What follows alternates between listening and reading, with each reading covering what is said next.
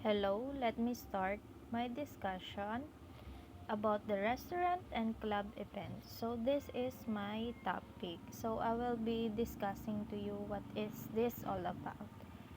So first, as my introduction, if you're looking for restaurants, events, ideas, you've come to the right place.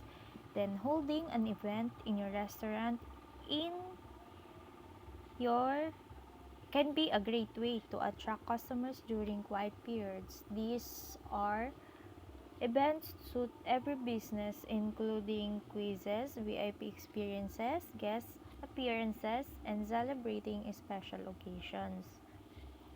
So, this will be the explanation about the differences of the restaurants and the events specifically that where if you're looking for right place, whether it is in the restaurant or in the club, so the differences may tackle along the way.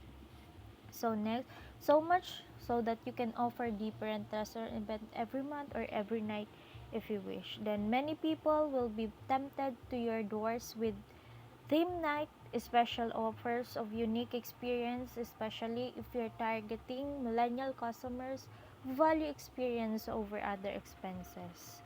Then over three quarters of millennials spend more on experiences that build memories than buying physical goods. This generation is growing in disposable income, so their spending habits will drive the future of the economy and probably your restaurants. So, next, what is restaurant? So, a restaurant is a place where you can eat a meal and pay for it. The restaurant, your food is usually served to you at their table by a waiter or waiter. So, alam naman natin na ang restaurant, dun nga yung mga place if tayo ay mag the dine in, or let's say pag may occasion, restaurant is one of the options. Then here are the example of the restaurant. So sa restaurant meron tayong mga classification. We have the formal and the casual dining ano lang. So different types of restaurants. So restaurants fall into several industry classification based upon menu style, preparation, method, and pricing, as well as the means by which the food is served to the customers.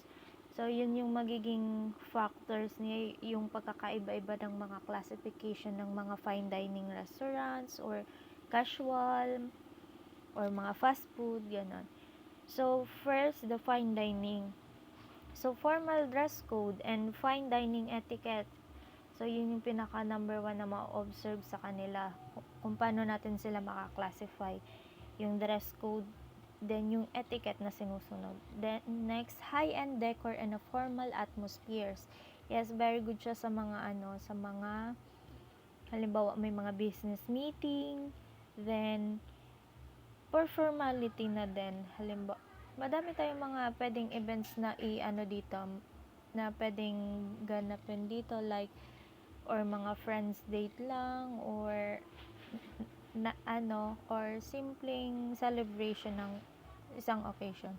Next, staff members are generally more attentive, follow certain etiquette for taking and serving meals. So, example na dito is yung pinaka-importante na you need to take note about the food allergens of the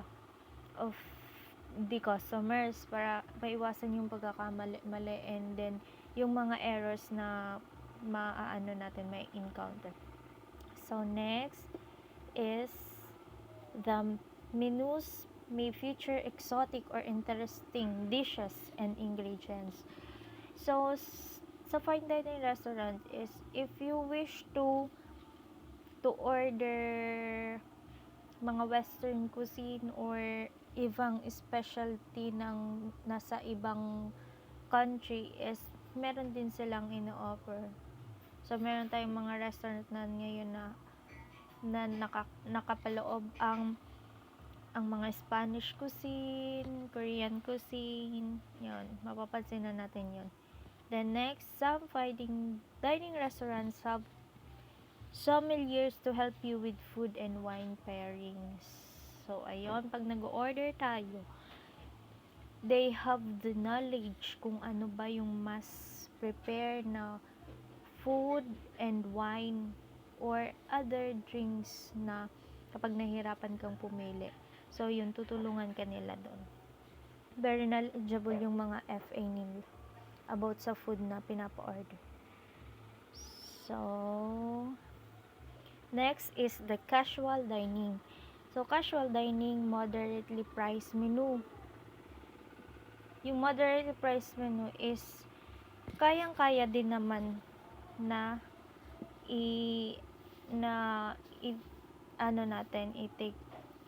panggastosan. So, yun sa casual dining, yun nga, moderate lang yung price nila na nakalagay sa menu. Then, the table service. Sa table service, may specific din silang sinusunod. Yung mga placement ng mga utensils. Doon, low-key atmospheres. So, sa atmosphere or the design, ano siya, casual din siya. Nakabase sa mga halimbawa, mga events na kanilang ino-offer. So, unique decor. Yung decoration nila is matatawag din natin na Instagrammable kasi nga yung casual, yan, ikaw lang nang nasa picture. Unique siya. May pagka high class din. Then, next, yung contemporary casual. So, usually, table service yung manner niya. Then, next, modern casual yet trendy atmosphere. Yan, sa contemporary kasi, ini-emphasize doon yung visual with Instagram-worthy decor and food preparation. Sa contemporary, yung mga design mapapansin is from the late years pa siya. Kaya nga siya i-consider na contemporary. Kasi yun yung nagpapakilanlan sa kanya. So, next is the family style. So, family style from the word, the family or bigger number of customers na i-accommodate natin. So, food served on large platter for parties to share. So, madami sila pag families. We have more than, minsan din may mga more than 12 na magkakasama sila. So, yung food na siniserve is good for family talaga. Then, table service. Yung table service nila is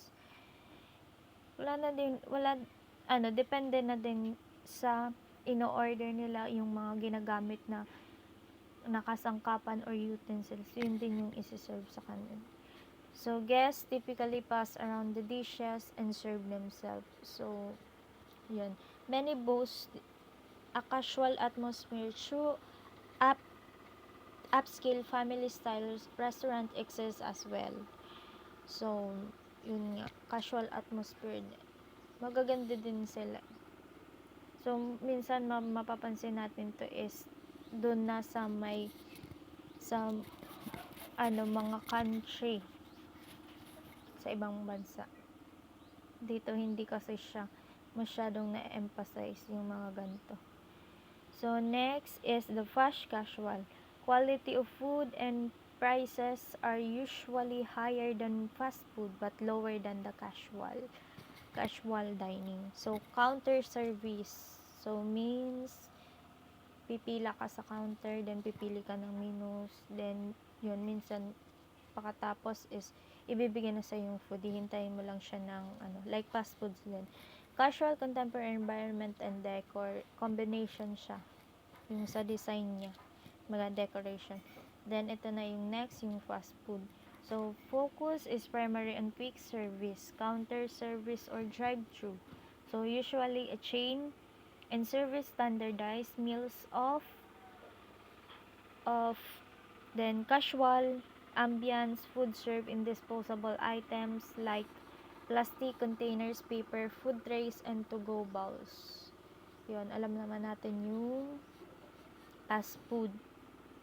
Kung ano yung manner dito kasi yun yung nakasanayan natin dito sa atin. Yan, madalas dito tayo nagda-dine in kasi yun nga, mas mabilis yung service. May ilan na mabilis talaga. Depende sa sa oras. Kasi may tinatawag na peak hours. Parang gano'n. Then next, cafe. Usually serve cafe, tea, pastries, and small items for breakfast and lunch. Then casual, relaxed atmosphere. Many people might work or socialize for period of time at cafe. So, sa cafe, dito, yung mga lang siya, mga snacks lang yung ino-offer nila. Then sa cafe, trend dito yung halimbawa gusto natin mapag-isa or gusto natin mag-focus if we have work or we are studying. So dito, maganda yung nila dito. Maganda yung place dito. Or mga simple dates lang, ganun. Sa buffet, next, a selection of food at a fixed price. So food on buffet bars from which guests serve themselves. Modest to extensive selection might include salad, soup, appetizer, hot entries, dessert, and fruit. So, yun, andun nga yung 14 na makukompleto yung dishes. So, sa kanila. So, could feature one cuisine or motiful. Then, usually, a casual yet elegant decor. So, yun yung pinakakaabangan natin. Yung iilan, I mean, sa atin na pag buffet, eat all you can, then you can choose your food. Minsan, magbabayad ka lang. Pag halimbawa, napunta tayo sa malaking event, so, minsan, magbabayad ka lang kung magkano yung certain amount. Then, all you wanted to eat is makukuha. Yun, buffet. Next is the food trucks and concession stand. Meron din tayo nito. Usually sa pier, meron ganito. So, normally serve a small menu of singular type of food. Hot dogs, ice cream, sandwiches, smoothies. Then, there are normally outdoors at sporting events, fairs, or on city streets. Then, food is partially or fully pre-made.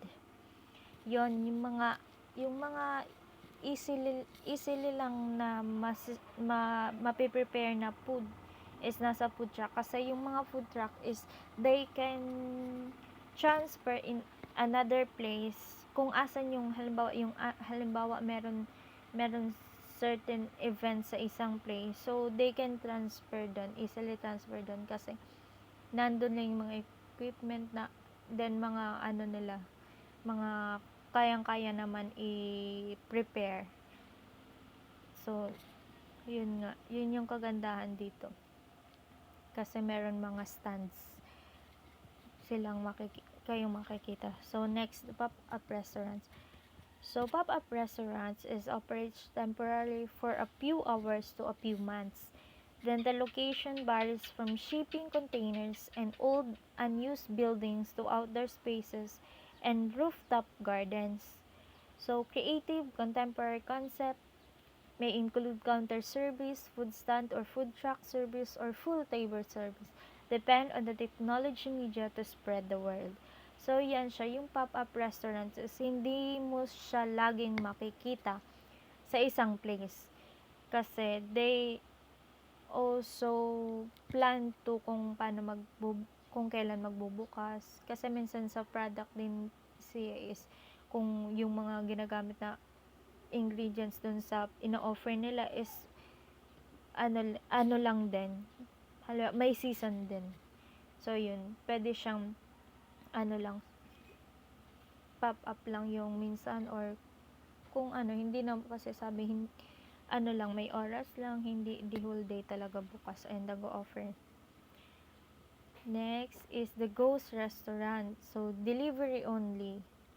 Partner with third-party delivery service like Grubhub or Uber Eats. No brick and mortar location. Range of food tabs, strong website, and social media present. So, ghost restaurant more on posting sa product kung anong ino-offer nila, tapos yun, delivery lang sila. So, wala silang dine-in dito. Pwede na, wala silang dine-in kasi nagpo-focus sila sa mga pre-order kasi more on online. So, ngayon, very trend siya kasi due to pandemic, more on deliveries na lang talaga. Next, so ito na, events usually happen in restaurants.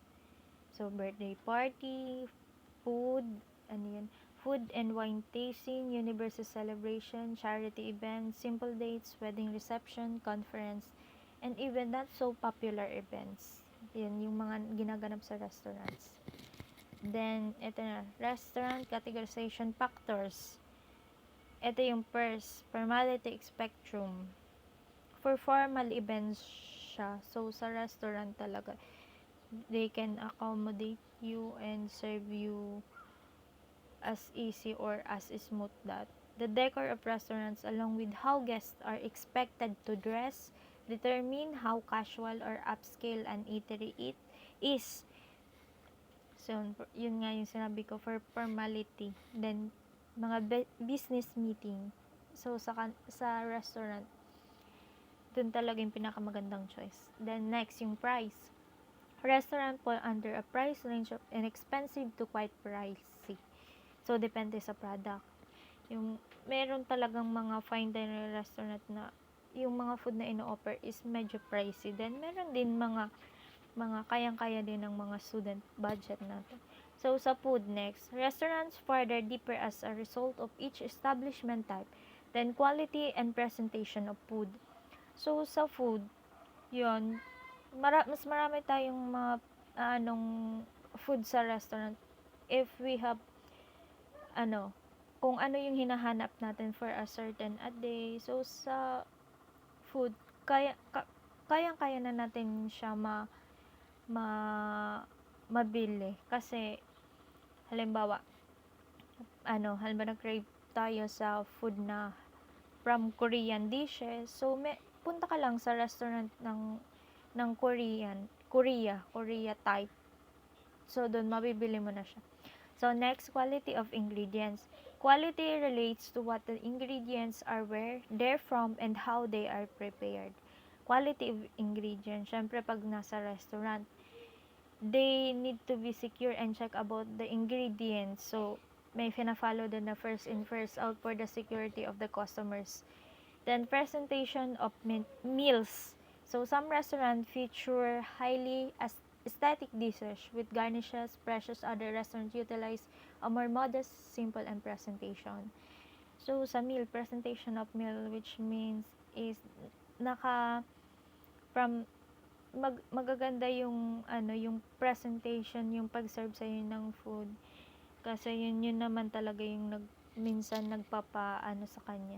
Kung bakit mahal siya kasi yung yung pagkaka-present niya pa lang din. Minsan yung pagkaka-prepared din.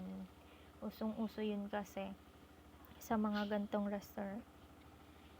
So, next, punta na tayo sa clubs. For the second part of my discussion, ano nga ba ang clubs? So, clubs might serve alcohol, but it's more like going to a mini bar, and it's usually just there to supplement the club experiences with plastic cups or disposable cans. The beverage came into not a place to sit down and have a drink, just drop and leave it on the floor. So, maraming nami-misunderstood yung clubs kasi pag clubs, number one na pumapasok sa isip nila is baka nightclub yan. So, clubs is meron ding iba-ibang definition. So, a club can be called as an association of people who have some common interests. A club is a social place where one can have discussion, music, and dance floor. Then, club is more like a place where you can dance, meet people, and be social. So, sa club, yan, may mga drinks din tayong ma-order talaga dyan. Then, yung mga food na, sabihin natin, mga, snack food lang, or just to complement our drink and our party life pag pumasok tayo sa club. So, mas dito sa next is mas maano pa natin yung difference ng club sa club na nakasanayan at nalalaman natin. So, what is the difference between bar and club? So, yun. Club is more like a place where you can dance, meet people, and be social. A bar is only a definition of a place meant to only self and serve alcohol. So, yun nga, sa bar, more on, pag gusto nga natin talaga uminom, is doon napupunta. Or like mag-relax. Then sa club, yung club kasi, certain of people lang nakakapasok dyan. Kasi minsan organization yan eh. If you're not a member, you are not allowed to enter their place. So, why do people go to club? Bakit nga ba? So, one of the primary and most basic reason why people go to nightclubs or clubs is a dance culture. Humans have an inherent enjoyment of dance, and many societies incorporate dance as a large aspect of entertainment, socialization, and progression. So, pumupunta din sila doon para makamit, mamit yung people, banding, then quality time din sa sa mga friends nila. So, minsan din, yun din yung kagandahan doon kasi you are enjoying your free time sa club. Next, what are club activities? Ito na nga yung mga club activities or events na nangyayari doon. The concept of clubs is seen as an opportunity for adaptation to life in the group, forming good lifelong habits, and cultivating a voluntarist spirit. Club activities supplement academics and give the students practical training which they require in a day-to-day life. So, yun, may mga magagandang activities din like yung mga organization sa club is parang for charity works din, yung tutulong sila. Doon napag-uusap kasi meron din mga sports club na mga gano'n. So, natetest yung pagiging yung pagbo-volunteer ng isang tao sa mga activities. Then, minsan may for academic purposes din for students. Then, yung training, workshops na nangyayari sa club. So, it depends naman to the purpose of a club. So, hindi lahat ng club is yung inaisip natin na typical na club. So, ito na yung club events example. So, Artful Night Out, Costume Party, Halloween Cabin Fever, Musical Night, Grand Movie Night, hosting a guest chef or bartender and host live gig. So, sa club is minsan may mga exposure din na nangyayari dyan. Like, if a chef or a bartender is invited to have show, parang for entertainment din, para malibang yung mga naandun sa club. Next, ito na yung nightclubs na sinasabi ko kanina.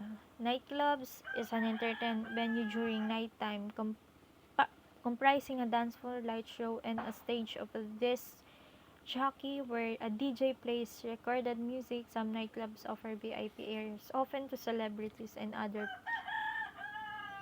paying guests. So, yan. Ganyan kaganda yung mga nightclub sa kanila kasi yung mga lights, then yung combination of the lightnings, and yun. Maganda yung nightclub sa ibang bansa kasi yung nightclubs dito minsan dun nga nagkaka-interpret kasi may mga certain extra services talaga silang in-offer. So, di naman natin sila ma-judge kasi yun yung nila, yun yung trabaho nila, or yun yung way nila to earn and to survive. So, yun yung nightclubs. So, this is for my summary. Yung pinaka main point dito is a club is not a restaurant. So, yun nga, magkaiba po sila, hindi po sila parehas. So, hindi ko na po sila isa-isahin at hindi ko na siya babasahin kasi ang summarization and ano lang naman dito is, main point dito is, yung club is, meron ding siyang specific na purpose kung bakit may nag-i-exist na club. Then sa restaurant din, more on, pag nasa restaurant tayo is just to satisfy cravings, then minsan place where we can, a choice kung tayo ay celebrate ng special occasion or any other na nasa formal din and casual, so it depends. So sa clubs, we have meron tayong mga purposes kung bakit mabubuo ang isang organization, is depende sa ano, kasi club is just like mga voluntarism act din. Then hindi naman talaga mawawala sa kanila yung ano, may mga nagiinom talaga or may mga nagdadala ng ano. So yun na talaga yung nakasanayan natin. Then eto po yung ano, yung nagpapatunay na ang club is magkaiba sa restaurant. So next, the privacy between the club and the restaurant. Sa club kasi dun meron talagang, sinabi ko nga, may certain member lang na i-allow nila kasi yun yung nasa organization. Then sa restaurant naman, kahit sino makakapasok kasi it's for all. Then meron din sa club na pwede sa lahat. So more on, mas okay pag member kasi yun nga, may naku-contribute. Then yun, expected na natin. So the repetition, quality and quantity. Club club club policies, policies, may mga policies tayo doon sa pricing, staffing and labor, yung trabaho between the club and the restaurant. Then sa capacity kasi may certain number of lang na inaano sa club, ina-allowed. Tas sa restaurant kahit ilan. So the mix, which mean that the mix of the in different aspect na ginagawa sa club and sa restaurant. So yun, this is my reference. Then thought for today. So when you talk, you are only repeating what you already know, but if you listen, you may learn something new, by Dalai Lama.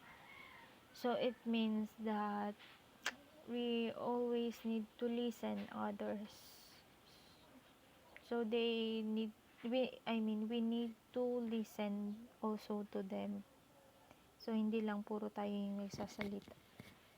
So yun lang naman. Then thank you for listening, and I hope you are all safe, and thank you.